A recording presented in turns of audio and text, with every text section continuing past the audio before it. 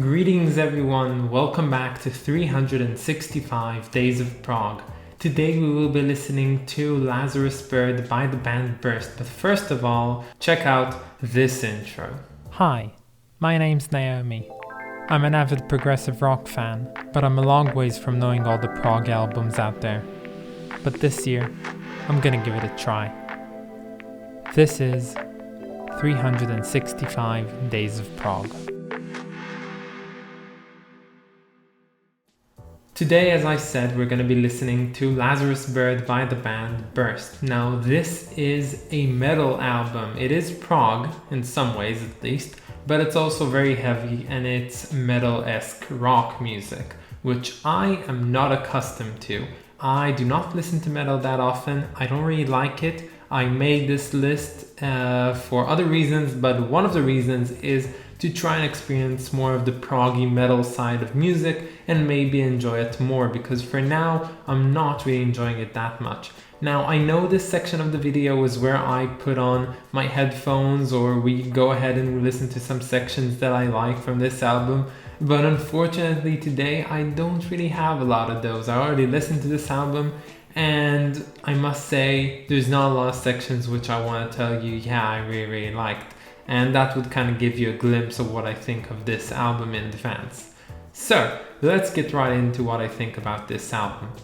This would be an entirely metal album and not a proggy album if it were not as complex and creative and changing as it is. What I'm trying to say is this album is actually pretty interesting. It's intricate, it goes all around the place, it features a lot of styles of music, some Eastern influences, and of course a lot of the main, metal plot lines and twists that you would hear in most metal albums, but it also has a lot of the instrumentation you would find on a prog album. So most tracks on this album, although they were really interesting, I find they kind of did leave a repetitive hint on me, which means they might have been new and exciting and changing, but when it comes to the entire album, I can't really tell apart a song from another song because they kind of sound the same to me. Now, I think that is my unaccustomed ear because I don't really listen to metal that much and I don't really know how to differentiate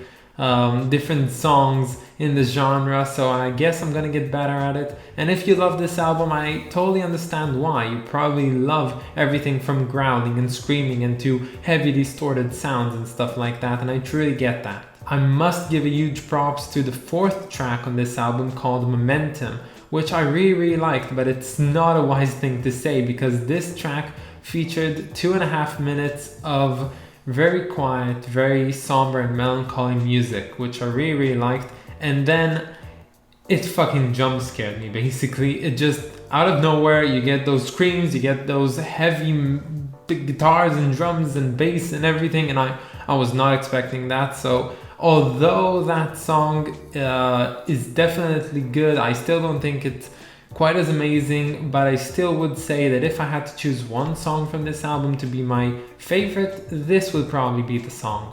This album does fall short for being a bit disinteresting. At times I could totally just, zoom out, not notice that I'm listening to this album, but because I try and stay focused and write my opinions as I go along on each track, I did not lose focus, but I can only assume that if this album were just playing in the background, I would kind of not notice it. It would turn into like white noise in a fairly short period of time. So there's not really a lot I can say about this album, but I must tell you something funny that happened to me. So I was listening to this album and I got to the 7th track called, what is it called? It's called We Watch the Silver Rain.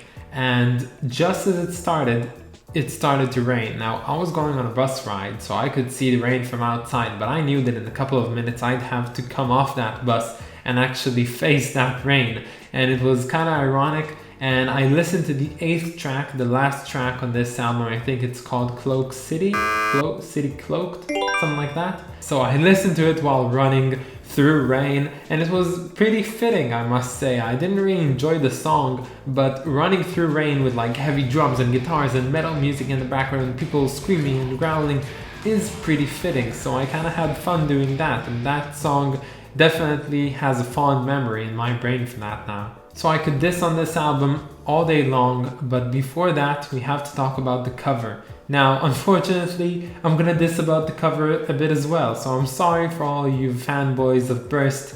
I just don't really think this cover is pretty good. It's pleasing artistically, that I must say, but when it comes to the meaning of it, it's pretty edgy. You get a raven with a few arrows stuck in it, and then you get a lioness and a person, and it's just every metal fan like dream to see that type of cover, and I totally get that. I just think it's kind of cliche in some ways, and it could have been better, but still I guess it does serve the point of what this album is all about. So without further ado, I guess this is the time when I tell you what I think of this album when it comes to rating. So this album is a 4 out of 10 for me. Now I think that's quite a lot for what I would expect to give this album, because I do appreciate the musicianship and I do think this album is good, and there are people who love this genre of music and they would probably love this album to bits, and I totally get that, and I could hear some of that. So this album receives almost a decent score, and I think it's pretty fitting. So stay tuned for tomorrow, where we'll be listening to ... Famous Last Words ... by Supertramp. Now that's a band I really like, so I hope that album would be a blast. And that's about it, guys. I hope that you enjoyed this one. I'll catch you all tomorrow, and until then, goodbye, guys.